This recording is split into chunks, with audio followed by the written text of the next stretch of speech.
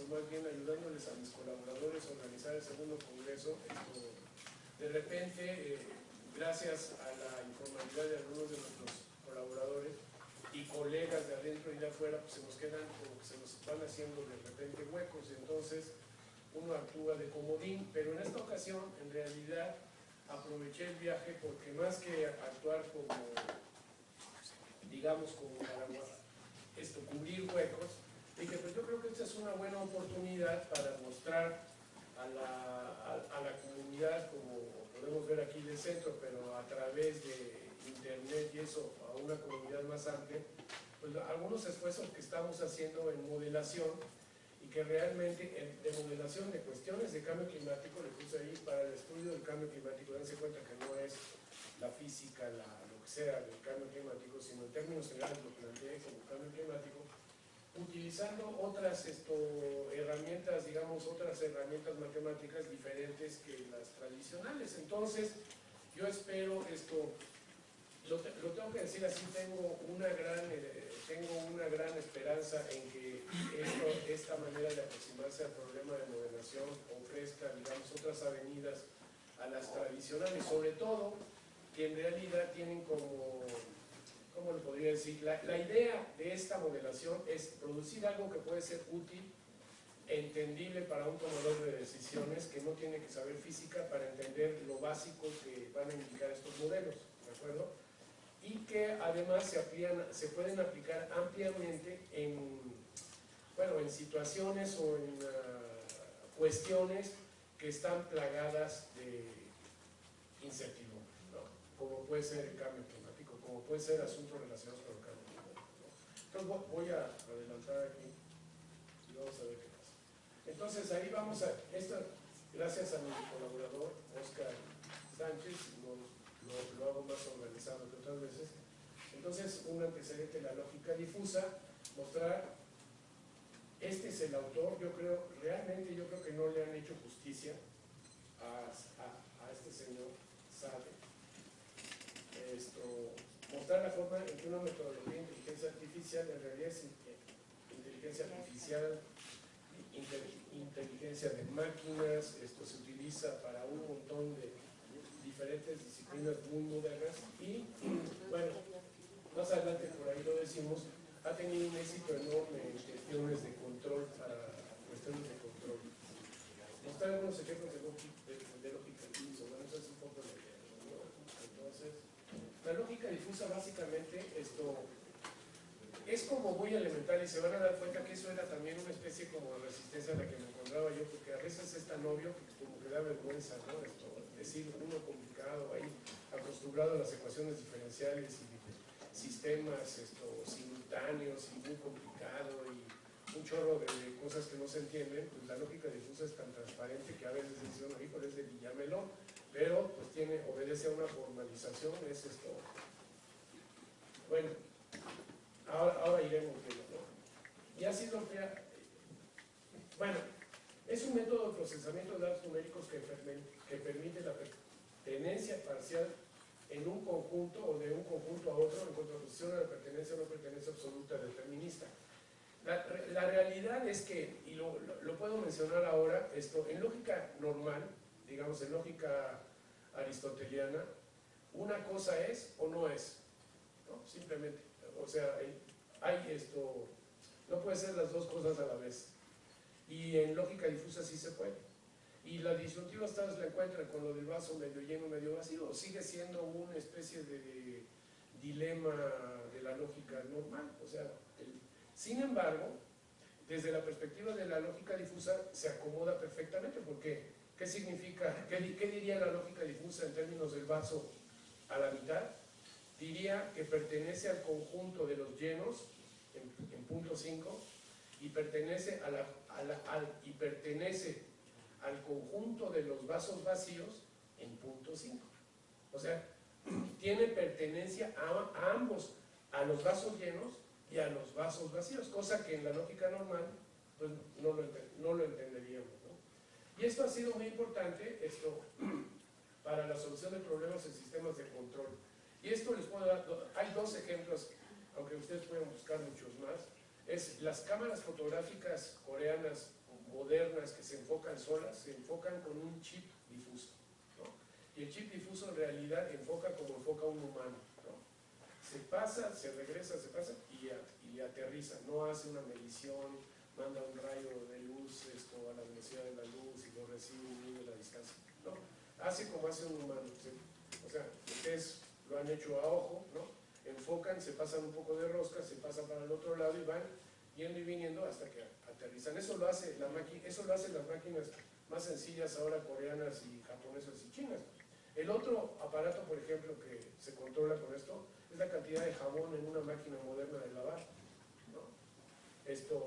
Hay un chip difuso ahí, hay un rayo de luz que de alguna forma está midiendo la turbiedad del agua en la lavadora, ¿no? Y manda una señal y le dice, está muy turbia, ponle más jabón, está menos turbia, o está muy turbia, échale más jabón, está más clara, échale menos jabón, hasta que en el ciclo normal ahorra agua, ahorra jabón, etc. Y ese es otro chip difuso. Y esta era una de las lógicas que tenían, porque decían, bueno, ¿y la lógica difusa qué dice? No sé, pero funciona. Y eso lo podría decir un ingeniero realmente que aplica estas cosas, pero realmente hay un montón de máquinas, hay un montón de ciencia detrás de eso, ¿no? Y otra de las cosas que resulta muy claro es que en procesos de toma de decisiones se tiene mucho éxito también, porque de alguna forma incorpora lo que se llama la opinión de expertos. Déjenme seguir adelante, que ya no sé para dónde.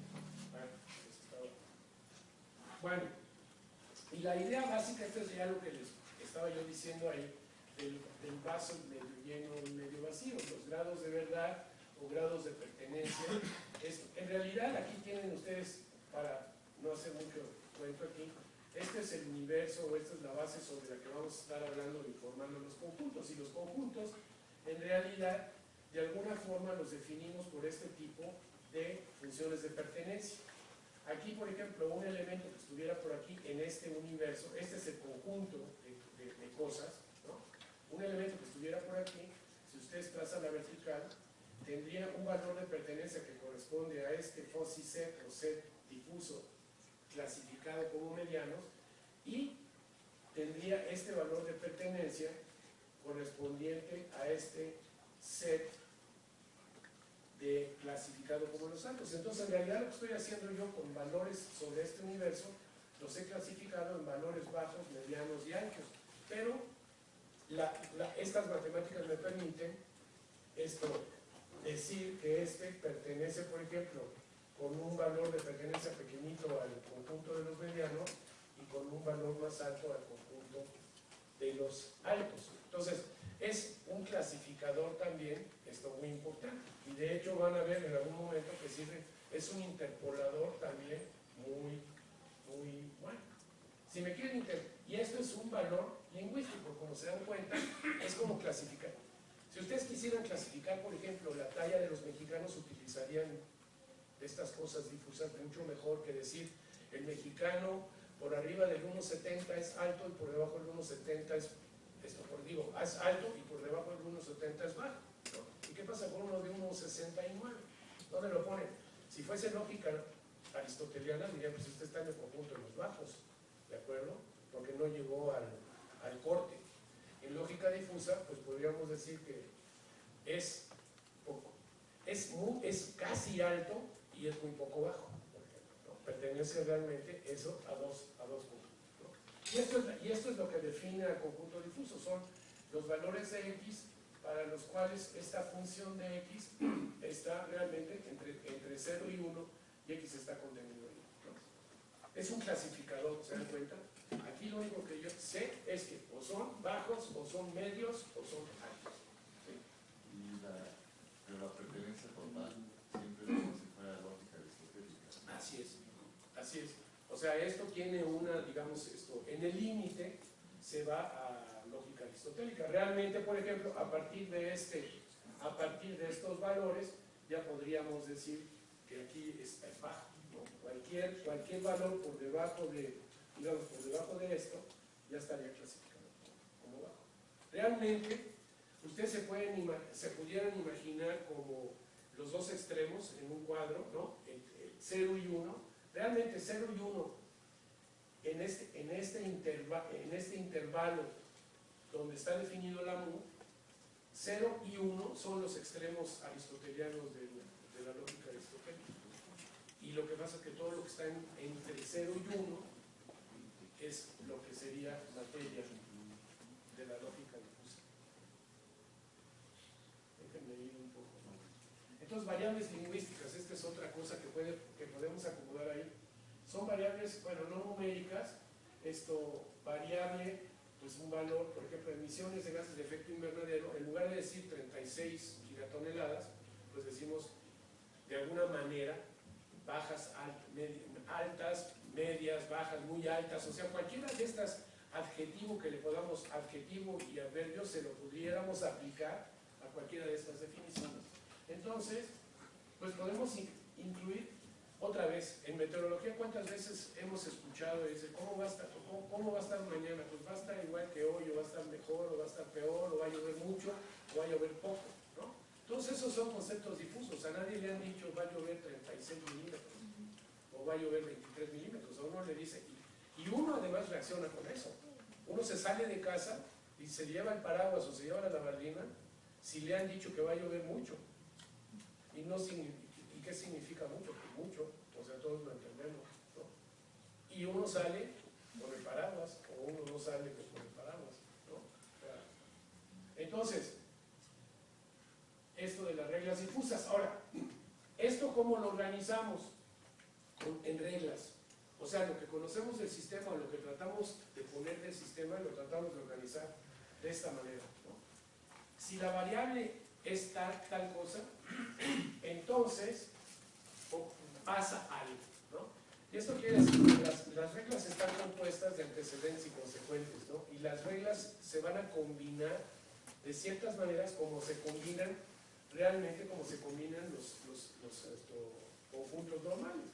Tenemos la unión, la intersección. La unión en realidad es el máximo de los valores, va a ser el máximo de los valores de del valor de pertenencia de los conjuntos A y B, o el mínimo, la intersección, ¿de acuerdo? Y la otra que tenemos es el complemento. O sea, tenemos ahí tres maneras en que vamos a estar combinando los conjuntos, ¿no? Y en realidad, si ustedes se van dando cuenta, si nosotros establecemos reglas de este estilo, si X está en A y Y está en B, entonces Z está en C.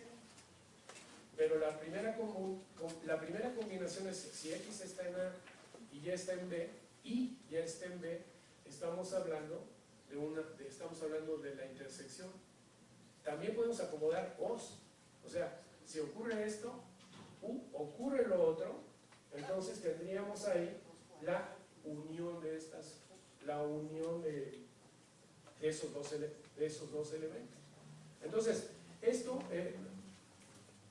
bueno, déjenme ir adelante porque luego me hago pelotas, pero bueno, entonces, nosotros, como les digo, y ahora lo vamos a ver, si las emisiones son altas y las concentraciones son altas de gases de efecto invernadero, las temperaturas son altas.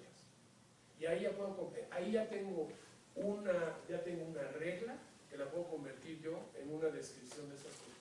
Y lo vamos a ver. Y estas son cosas, como les digo, se puede, y lo vamos a mostrar aquí al final de manera muy laxa, por ejemplo, como otro tipo de conceptos que están alrededor del cambio climático también se pueden acomodar aquí, porque cuando hablamos, por ejemplo, de vulnerabilidad, hemos estado hablando de vulnerabilidad. ¿Cómo le hablamos? A fin de cuentas acabamos diciendo que es muy vulnerable, poco vulnerable, etcétera, o alta vulnerabilidad, media vulnerabilidad, baja vulnerabilidad, y todos estos son conceptos lingüísticos, ¿no?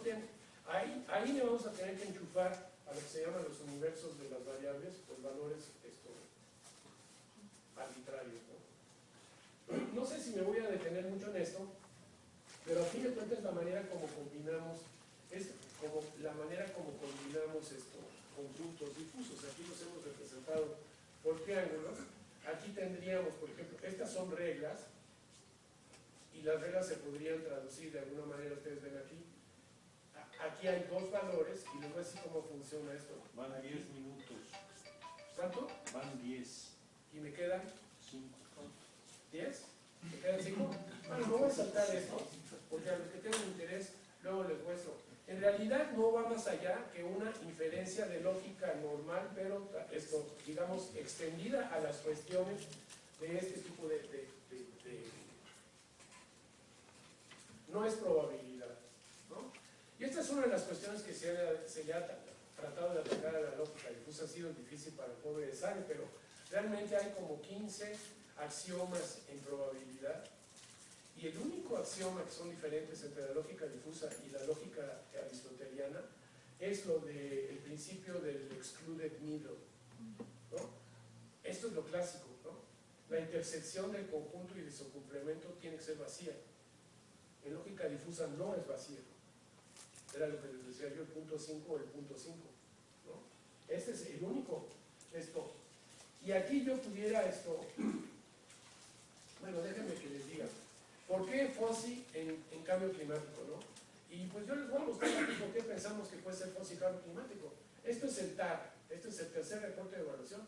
Estas son las emisiones, si no me equivoco, son las emisiones de gases de efecto invernadero que van desde aquí hasta un chorro de por acá, ¿no? Esto, aquí están las concentraciones de gases de efecto invernadero, las concentraciones de CO2, y también van de 500 o 400 hasta un chorro, ¿no? Y digo de un chorro porque así son, ¿no?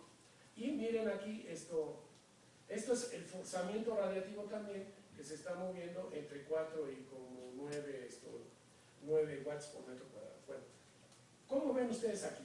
Y estas son clasificaciones. Esto depende de la familia de emisiones a las cuales pertenecen todas estas cosas. Esto es temperatura. Lo primero que yo vi es, bueno, lo primero que yo vi es que si las emisiones están por aquí y yo comparo, busco las temperaturas que corresponden a estas emisiones altas, me doy cuenta que hay una regla ahí elemental que es: si las emisiones son altas, las temperaturas son altas.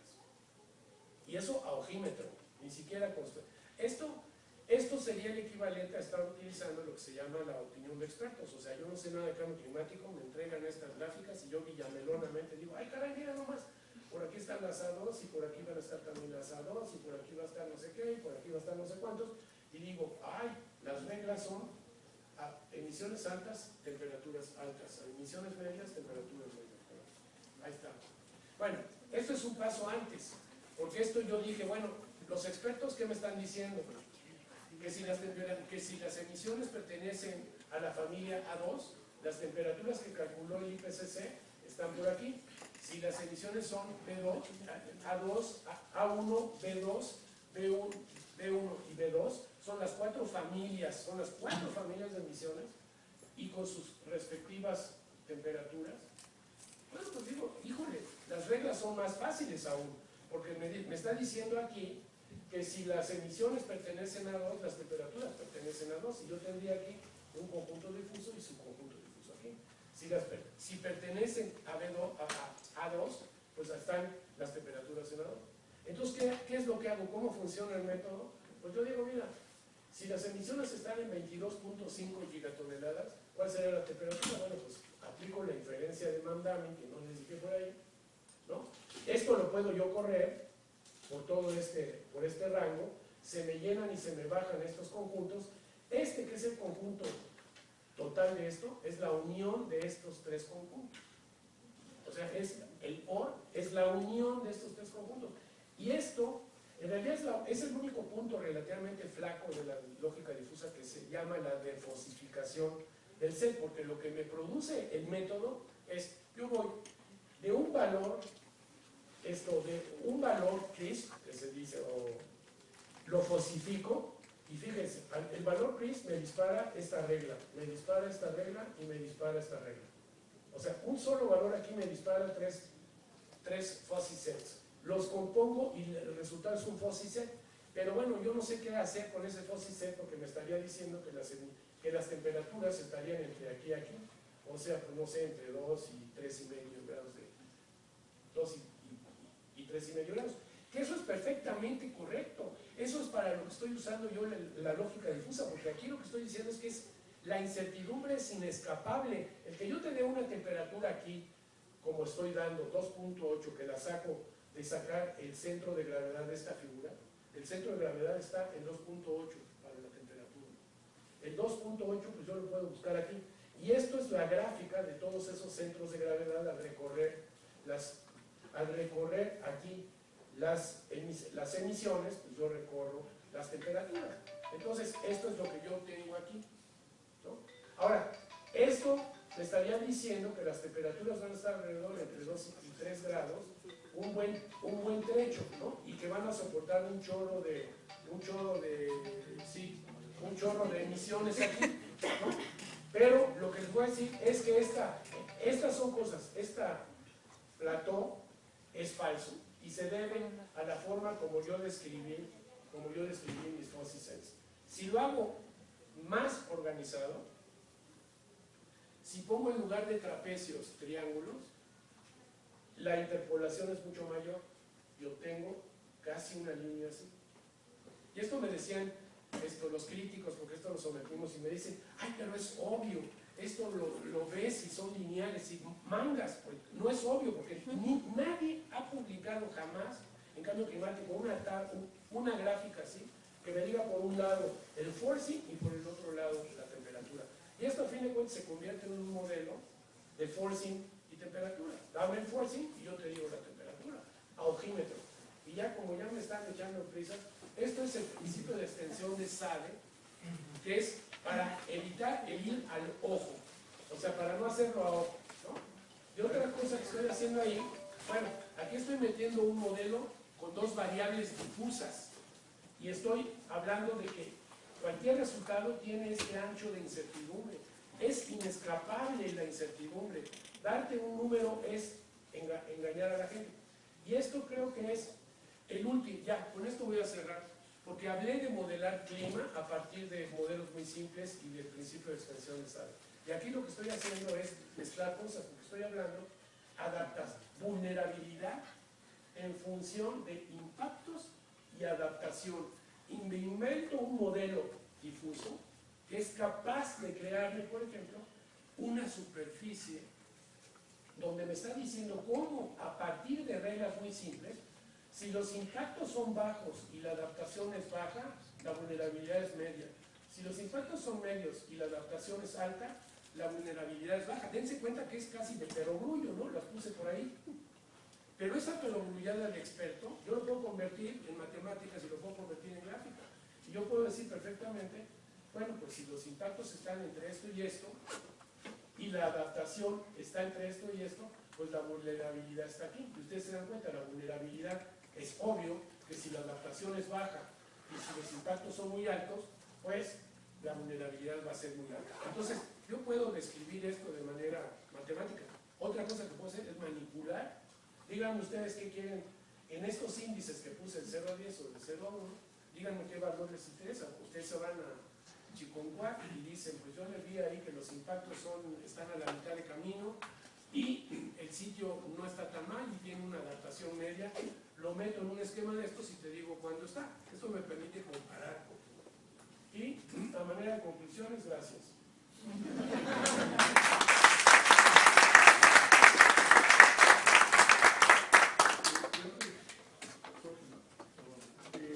Al final preguntas aquí. Pero tú, o sea, si lo suelto, ¿no? ¿Así te vamos? ¿No?